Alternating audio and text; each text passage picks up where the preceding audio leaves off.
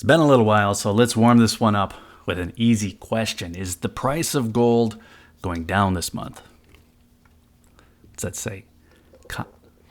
Concentrate? Concentrate and ask again. Concentrating. Yep, ask again later. This is like the magic Jerome Powell 8-ball. Okay, we've got something here. Hold on. What? Reply hazy. Try again.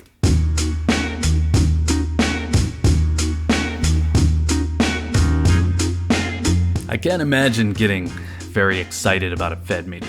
That's under normal circumstances, at least. It's just kind of boring stuff. To me, anyway. I'm not going to be on the edge of my seat waiting to see if they plan to hike, skip, or pause rate increases. And that's normally, it's just really not a gripping topic. But the decision directly affects the price of gold. Those rate hikes, they strengthen the dollar, it increases the return on treasury products, and that pushes the price of gold down. Pause does the opposite, but this indecisive wait-and-see approach really does nothing more than make us wait and see. Ask again later. Before we get back to it, if you're looking for precious metals, hit up SD Bullion. New customers even get gold and silver for spot. It's sdbullion.com/new.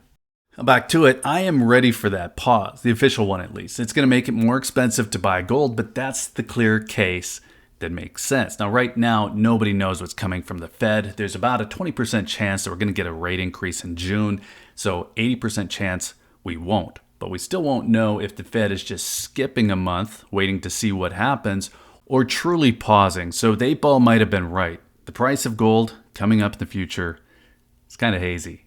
Now, really, that isn't the worst thing in the world for prices. Even when a price swing seems to be going the wrong way, the prices haven't moved much. And that makes it easy to keep buying.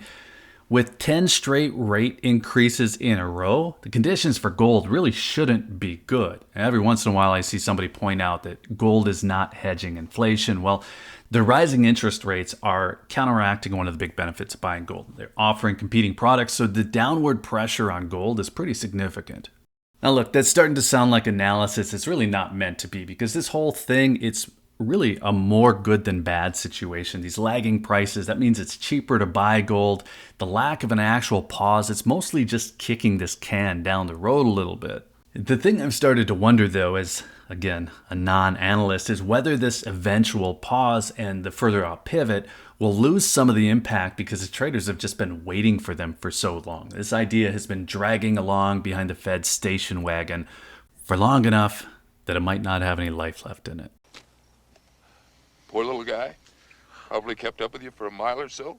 We're at the tail end of 10 straight rate increases. That's up to a level that we haven't seen since 2007. And bond yields, they're actually something worth looking at all of a sudden. And that's the competition that I mentioned earlier, bonds and bills, I guess. Now, all of this is still a little bit boring. It's easy to get numb to it after 14 months of policy tightening. And gold is just kind of banging around inside a pretty narrow trading band. It's just teasing us with those runs at the all-time highs every now and then. Now, the one thing that I would say that is interesting is that gold is actually trading at all-time highs in most currencies. It's just when we look at it in USD that it's lagging a little bit. Now, the thing that I have to remind myself once in a while is that the time to buy is when it's boring. 2014 is a great example of it. That was a good time to buy. At the time, I wasn't really sure. Looking back, obviously it was. Last year, good time to buy. Right now, it might also be a good time to buy.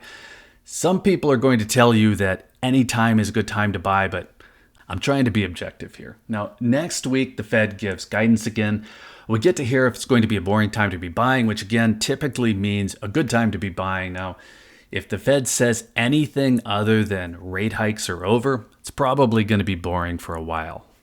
And boring could turn into falling prices. Last month, it seemed like we hit that pause, no more rate hikes, but things have turned around. We've actually seen crazy employment data, new economic projections based on some kind of creative interpretations, and the Fed has been dropping this new wait and see language. So I guess that's what we're going to have to do. I try to look down the road a little bit too. 2100 by the end of the year still seems pretty likely, but that really does require an official pause on rate hikes. Next leg up is the pivot that comes after when rates are lowered. Both of those events, they're going to be a big hit on the dollar. They're going to be a push up for gold. So I think that's a safe assumption. The only thing working against that prediction is this idea that the pause gets introduced so many times and then taken back that the price doesn't really jump when it actually happens. Now, the other thing at play here, of course, is that it is not all about Fed policy. We've seen other events affect price. We've seen geopolitical events, conflicts, invasions, economic issues, bank failures. Any of those things are going to spike gold prices. Now, the kinds of things that would push gold down beyond that drawn out lack of policy guidance would be an economic turnaround.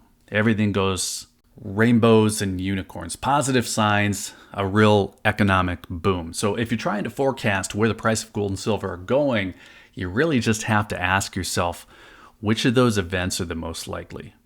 Okay, let's call it good there. Let us know what you think, whether you think the big moves are coming or we're in that boring doldrum. Let us know. And then while you're in the comments, be sure to hit that like button if you found any of this interesting. Be sure you're subscribed with notifications turned on if you'd like to see more on the topic. And if you're still here, thanks again for watching. I always appreciate your time. Take care.